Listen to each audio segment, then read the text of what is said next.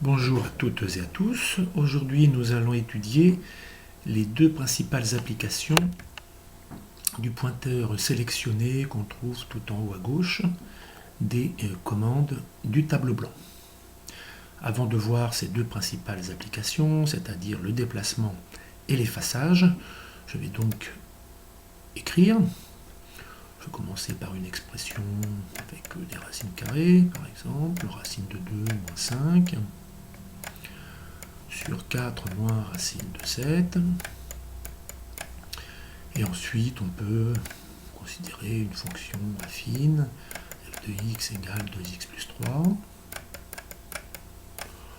peut voir en changeant de couleur au passage, également, on peut construire un rectangle vert. On peut également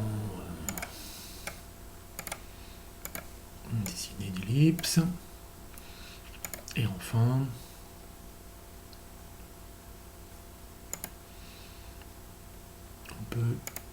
avec la ligne, par exemple, raturer cette fonction affine parce qu'on peut s'être éventuellement trompé et raturer cette ellipse que finalement on ne voulait pas construire.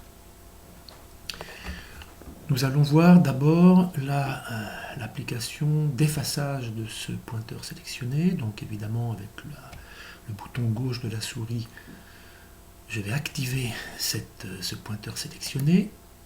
Il devient bleu d'ailleurs dans ce cas-là. Ensuite, par exemple, je veux effacer le trait violet. Donc je clique avec le bouton gauche sur le trait violet. On voit un rectangle bleu qui entoure ce trait violet. Et arrivé là, il ne faut pas se tromper. On aurait effectivement naturellement la tentation de se diriger vers la gomme qui est tout en haut dans les commandes, effacer. Le souci que j'avais déjà exposé dans une précédente vidéo, c'est qu'alors tout le tableau blanc va s'effacer. Ce qui n'est pas très intéressant, c'est parce que l'on veut effacer uniquement cette partie sélectionnée correspondant au trait violet. Dans ce cas-là, vous devez utiliser non pas la gomme effacée du tableau blanc, mais la touche d'effaçage du clavier de votre ordinateur. C'est ce que je vais faire, et vous voyez effectivement que le trait violet a disparu. Je veux également supprimer l'ellipse, donc je sélectionne l'ellipse, à nouveau touche d'effaçage du clavier, l'ellipse disparaît. Je vais sélectionner uniquement ce trait violet, voilà. Et donc, maintenant, si je veux effacer toute la fonction affine, vous aurez remarqué que lorsqu'on veut supprimer un trait ou une figure, l'intégralité du trait de la figure s'efface. C'est un peu plus compliqué, un peu plus fastidieux plutôt, pour effacer par exemple cette ligne f de x égale 2x plus 3. Pourquoi? Parce que je dois sélectionner le f, effacer le f, sélectionner la parenthèse, le x, la parenthèse, le trait dessous, trait dessus, etc. En fait, on doit saisir chacun des traits, puisqu'évidemment, cette sélection sélectionne uniquement un trait. En revanche, si j'écris une autre fonction, g de x égale 6x moins 9, donc en revanche, si vous tapez un texte en caractère d'imprimerie, pour l'effaçage, c'est beaucoup plus facile, puisque justement, le pointeur sélectionné va sélectionner avec le rectangle bleu l'intégralité du texte, et donc, le texte est effacé d'un seul coup, d'un seul. Et deuxième donc, application importante de ce pointeur sélectionné, c'est le déplacement. Donc, par exemple, je sélectionne ce rectangle ici. Si je veux l'effacer, j'appuierai bien sûr sur la touche d'effaçage du clavier de l'ordinateur. Et si je veux le déplacer, je m'avance vers ce rectangle. Avec le bouton gauche de la souris, je saisis ce rectangle et vous voyez que l'on peut effectivement le déplacer. Alors pour les écritures, je vais écrire du texte en dessous. h de x égale 4x.